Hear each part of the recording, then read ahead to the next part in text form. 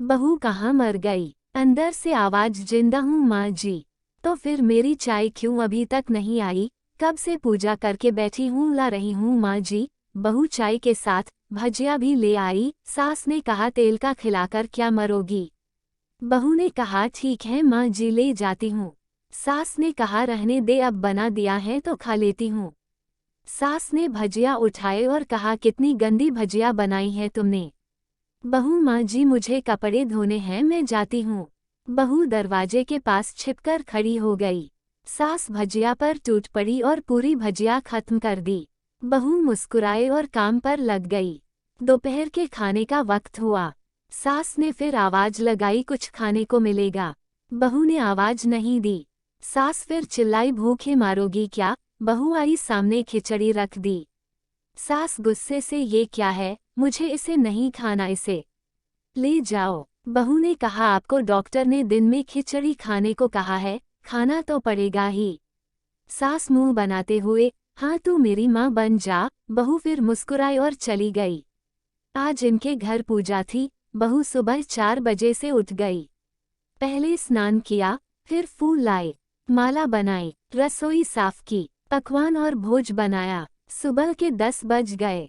अब सास भी उठ चुकी थी। बहू अब पंडित जी के साथ भगवान के वस्त्र तैयार कर रही थी।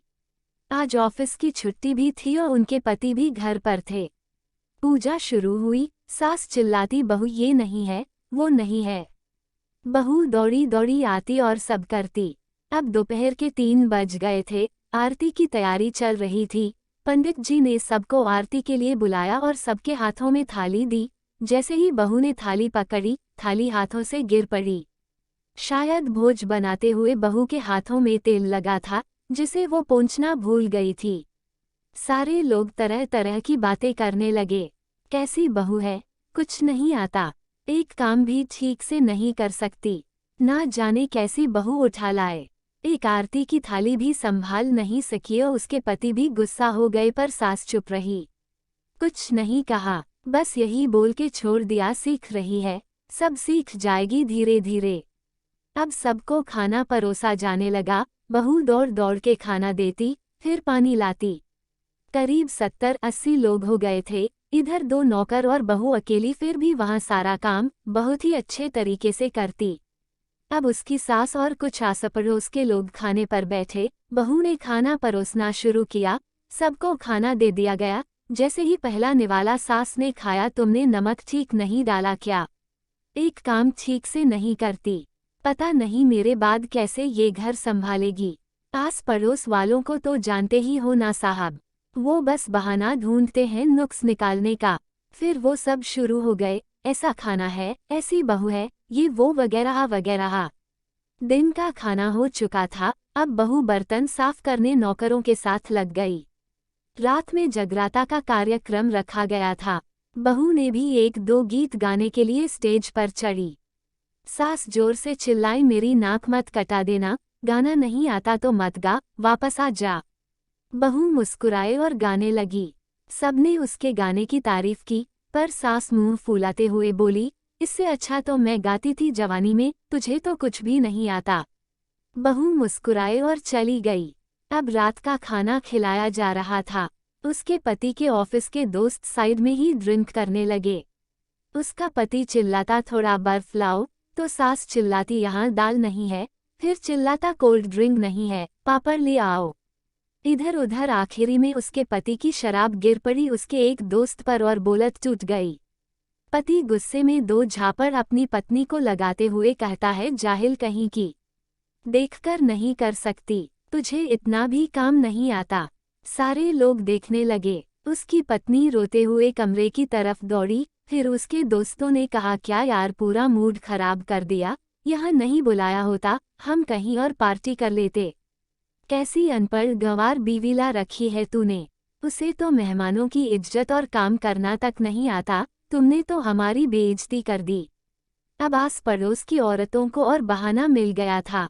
वो कहने लगी, देखो क्या कर दिया तुम्हारी बहू ने, कोई काम की नहीं है। मैं तो कहती हूँ अपने बेटे की दूसरी शादी करा दो, छुटकारा पाओ इस गंवार से। सास उठी और अपने बेटे के पास जाकर उसे थप्पड़ मारा और कहा, अरे नालायक, तुमने मेरी बहू को मारा, तेरी हिम्मत कैसे हुई? तेरी टांग तोड़ दूंगी। उसके बेटे के दोस्त कुछ कहने ही वाले थे कि उसकी मां ने घूरते हुए कहा, चुप, बिल्कुल चुप। यहाँ दारू पीने आए हो, जबकि पता है आज पूजा है और तुम्हें पार्टी करनी है। कैसे संस्कार दिए हैं तुम्हारे माता पिता ने? और किसने मेरी बहू को जाहिल बोला? जरा इधर आओ, चप्पल से मारूंगी अगर मेरी बहू को किसी ने शब्द भी कहा तो। अरे पापी, तूने उस लड़की को बस इसलिए मारा कि तेरी शराब टूट गई? पापी, वो बच्ची सुबह 4 बजे से उठी है, घर का सारा काम कर रही है, ना सुबह से नाश्ता किया ना दिन का खाना खाया, फिर भी हंसते हुए सबकी बातें सुनते हुए, ताने सुनते हुए घर के काम में लगी रही। तेरे यार दोस्तों को वो अच्छी नहीं लगी।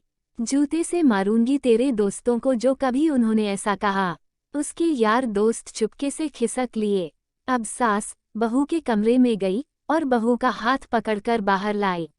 सबके सामने कहने लगी, किसने कहा था अपनी बहू को घर से निकाल के दूसरी बहू ले आना? जरा सामने आओ। कोई सामने नहीं आया। फिर सास ने कहा, तुम जानते भी क्या हो इस लड़की के बारे में? ये मेरी माँ भी है, बेटी भी। माँ इसलिए मुझे गलत काम करने पर डांटती हैं और बेटी इसलिए कभी कभी मेरी दिल की भावनाएं समझ जाती हैं। मेरी दिन रात सेवा करती है, मेरे 1000 ताने सुनती है पर एक शब्द भी गलत नहीं कहती, ना सामने ना पीठ पीछे। और तुम कहते हो दूसरी बहू ले आऊं? याद है ना छुटकी की दादी, अपनी बहू की करतूत? सास ने गुस्से से पड़ोस की महिला को कहा, अभी पिछले हफ्ते ही तुम्हें मियाँ बीवी भूखे छोड़ घूमने चले गए थे। मेरी इसी बहू ने 7 दिनों तक तुम्हारे घर पर खाना पानी, यहाँ तक कि तुम्हारे पैर दबाने जाती थी और तुम इसे जाहिल बोलती हो। जाहिल तो तुम सब हो जो कोयले और हीरे में फर्क नहीं जानते। अगर आइंदा मेरी बहू के बारे में किसी ने एक लफ्ज भी बोला तो मुझसे बुरा कोई नहीं होगा, क्योंकि ये मेरी बहू नहीं, मेरी बेटी है। बहू अंडस को सिसकियां लेते हुए फिर कमरे में चली गई। सास ने एक प्लेट उठाए और भोजन परोसा। बहू के कमरे में खुद ले गई। सास को भोजन लाते देखा तो बहू ने कहा, अरे माँ जी आप क्या कर रही हो, मैं खुद ले लेती। सास ने प्यार से ताना मारते हुए कहा, डर मत, इसमें जहर नहीं है, मार नहीं डालूंगी तुझे। तुझे नई सास चाहिए होगी, पर मुझे अभी भी तू ही मेरे घर की बहू चाहिए। बहू ने अपनी सास को रोते हुए गले से लगा लिया। सास भी रो दी पहली बार और कहा, चल खाना खा ले।